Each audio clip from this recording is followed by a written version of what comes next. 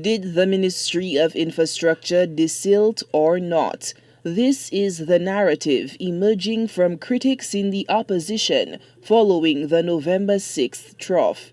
It's been a major talking point on conservative talk radio. Families are now scrambling to put clothes on their backs and get their lives back together following the devastating flash floods.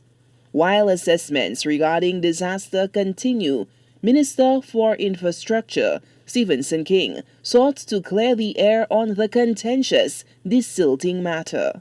This year, unfortunately, the rumor mongers and those detractors who are hungry for information to destroy the movement, the advancement of this country, seem to have engaged in the propaganda of indicating that there was no De-Silting program done this year.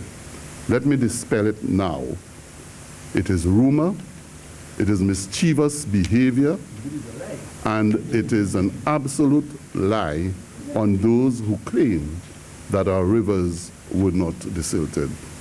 King explains that the annual allocation for De-Silting ranges from $2 million to $5 million, depending on the climatic and environmental circumstances affecting the island.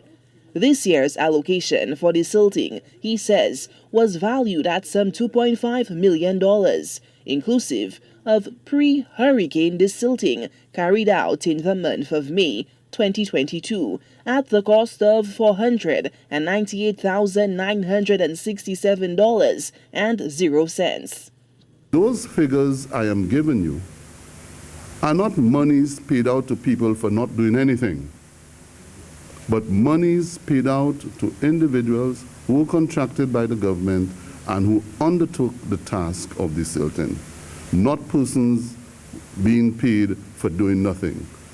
And there is a behavior of that nature, but not in this government, of paying people for doing nothing.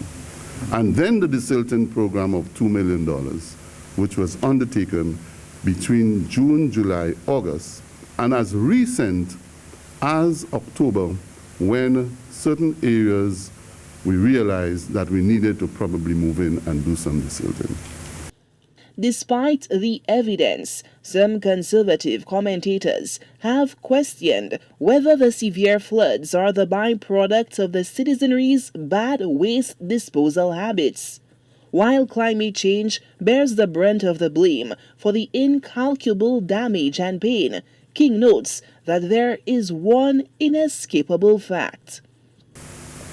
The garbage, the appliances, the furniture, and all other things that our people normally would find absolutely nowhere to dispose of but in our rivers and our streams and ravines.